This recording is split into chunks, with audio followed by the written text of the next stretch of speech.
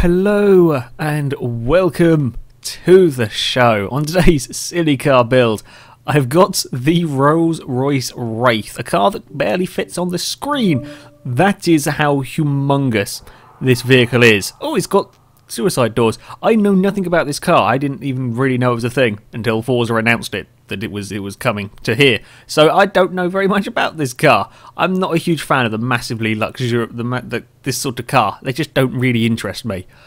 But I'm going to give it a go, putting as much power as I can get out of this. Again, I don't know how much horsepower it's going to get. I'm going to presume it's going to be quite a lot, but it is a heavy car. So, yeah. Okay, to the upgrade shop. I'm really hoping it has a silly wing. What have we got? Can we do any conversions? We're going to do a drivetrain swap. No, I shall keep it rear wheel drive. Please have a silly wing.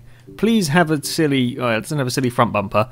I will admit putting diffuser and the side bits, I've forgotten what they're called, doesn't really suit a Rolls-Royce, but it shall go on there nonetheless. I have a feeling I might need some grip. And wing, as expected, wing does not really suit the Rolls-Royce, but it's going on there anyway. I will need all of the grip imaginable, I would expect, with this car. Well, to be fair, it's probably not. It's not going to be a twitchy death machine. It's going to be far too heavy to be a twitchy death machine. But it might struggle with braking, being quite a heavy car. It might struggle with turning, again, being quite a heavy car. It shouldn't struggle for power though. We should have plenty of that. We'll just go through here. Stick all of these parts on. I mean, standard it's 624 horsepower. This is quite a lot of power to start with. I'm not expecting this to be as powerful as the I think it's a Ferrari Enzo engine, the V12 that you can swap into a few vehicles. I don't think it's going to go quite that high. My guess at the moment, having not built one, I would say 800 or 900 horsepower. We should get it. I mean, we might break into the thousands, but only just. Yeah, we will drop it down on the suspension front. Weight is the big issue here. I'm really hoping we can drop out plenty of weight from this car. Although having that little bit more can occasionally be advantageous. As strange as it sounds, stops the car becoming incredibly twitchy. This roll cage is going to be heavy. Yeah, it is. It's quite a heavy car. Bigger cars need more roll cage, means a lot more weight. We drop out 1,200 pounds. Still possibly the heaviest car we've had. For this, it might be heavier than the Bentley. I don't know, it's going to be pretty close between the pair of them. Right, on to the interesting part. 7 horsepower from... yeah, it's going to be about 900, I think. These aren't adding on a huge amount. The turbos in the intercooler will be the main one for this. Maybe the camshafts as well. These ones here are adding on. Not very much. Game? There we go, thank you for that. Come on, please be a big horsepower leap. 87? Yeah, 900. Sounds about... oh no, might get a little bit more. Come on, go through the menus faster. We're adding 9 from the valves. Oh, how big an engine do we get? 7 litre. That's a pretty big engine in this vehicle, which is good. 'Cause it weighs a bloody ton, or 2, or 3. Don't quite know the conversion. I think it's probably just over 2 on here. We're up to near enough 900 horsepower. Come on. We'll get through the menus quickly eventually, and that only adds 28. 917 horsepower with one more to go. There's a little bit more powerful than the V8, the 4.5 litre V8, but not massively powered. This actually might not be too bad a car to drive. Yes, it has quite a lot of power, but it hasn't got the ridiculous power to weight ratio as some of the other vehicles. Right, time to take it for a test drive. As ever, with the silly car build, I take all of our vehicles to the Sebring Club Circuit, where they have 4 laps to beat a time set by a V8 supercar. The V8 supercar's time is a 1 minute 8.1. The Rolls-Royces might actually be quite close between the two of them. The Rolls-Royce is a similar PI to the V8 supercar, while the Rolls will have a lot more power and a lot more straight line speed. It won't have the nice handling through the corners, shall we say, that that the V8 supercar has. Right, it is very orange. This is the colour the car comes in. I haven't gone to the paint shop. This is one of the standard colours. The wing looks ridiculous, but here we go. Honestly, I'm expecting it to be a bit sluggish, but not be that hard to drive. So let's see, how do we do under braking? Oh, okay. It is quite eager to deliver all of its power. I didn't look at how much torques there are in this. I'm presuming quite a few. Yeah, it is very eager. Can we be flat out through here? We nearly can be. And then we will try and... Oh, we won't quite stop. Ooh. Then we will suddenly put the power down and go sideways. Dude, this is actually not that bad. This is the first car that I think we've had even vaguely sensibly flat out through that opening corner. I mean, the Elise would be very quick through there, but it would be very scary. This would do it that okay. I mean, it still gets a little bit sideways. It's the brakes I've got to be very careful with on here. Because it's still a very heavy car, even with the full-on weight reduction. Oh, please stop. There we go. We can turn. Big slides, and then boot it. Can we take this corner flat out? No car has done this flat out. The Rolls-Royce can. It can do it with ease as well. I'm surprised. Oh dear. That's too late on the brakes. We're not stopping. We've gone to the celebratory zone a little too early there. Come on, car. Right. Brakes. Remember brakes.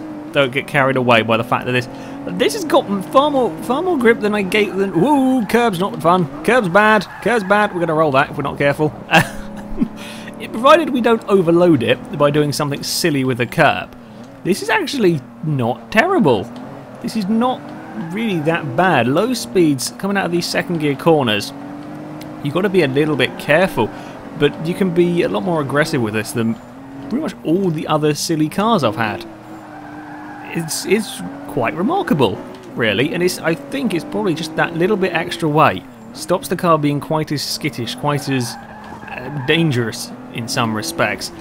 It might not set the fastest. I doubt it will beat the Lotus, but you're not going to have a really big crash necessarily because it's a little bit slower to respond. It's not horribly twitchy.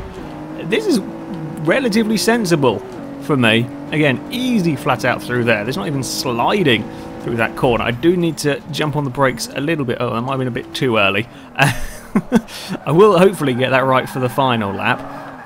Oh yeah, the minute we try and put the power down in second gear and third gear, that's when it wants to go. But once it gets up to speed, it's okay. Through here, if we don't brush the curve, I had to have a little lift. Couldn't quite do it. Can we stop for this one? Yeah, aside from the brakes, it's really not that bad for 900 horsepower. Careful through here, get blinded by the sun while you're at it. Not the most grip of any car I've ever driven. It's fairly sluggish, but I'm really quite genuinely surprised by this car. I thought it might be more of a pain, but it's not that bad. Okay, we're doing better on this lap. We're 4 seconds up on our personal best.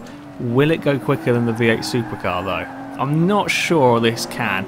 I'm not sure that it can do. I mean, it's not horrendously quick in a straight line. It's not got the same speed as some of the other cars we've had down here, and that's where they beat the V8 supercar with the straight line speed. This, it's only a 9.4. It's not going to be quick enough, I don't think. Well, it might be if I take that much liberties with the track. Okay, we shall cut every corner. Maybe we will beat the V8 supercar's time, although I'll probably hit a curb. It doesn't like curbs, this big car. If you don't sort of overload the tyres and do anything stupid... Oh, God, please get stopped. We had a better first corner. Oh, it's going to be very close. It's going to be pretty close if I can hold this lap together, but I already ran wide through one corner. Come on, car. Come on, car. Ooh, crap. Yeah. Stopping is just... It doesn't really do it very well in the turning. That also doesn't really work fantastically well. Turn into that one. I don't think we're going to do it. I really don't think. Yeah, we've lost too much time by running wide. We're going to have to be very quick through here. Ooh, come on, car. Get around this one. Then we've just got to run across the line. Not bad is my assessment of the Rolls-Royce. One of the easiest cars I've had to drive on this. We are just a bit off. We are a second off the V8 supercar's time.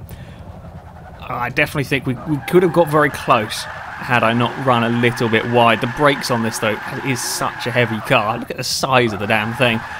It just does not get stopped very well at all. Very easy to get caught out with that one.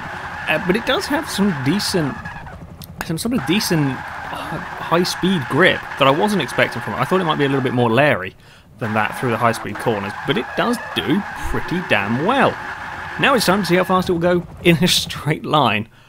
I'm going to be honest, it's got lots of power, but it's not a particularly aerodynamical shape on the Rolls-Royce.